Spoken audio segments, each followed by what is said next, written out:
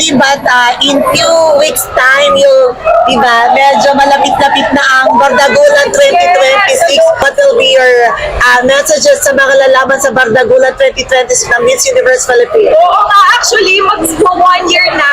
Simula nung sumali ako sa local pageant. Kasi naalala ko, February 15 is yung press conference namin. So, syempre, to all the future delegates of Miss Universe Philippines, my local pageant.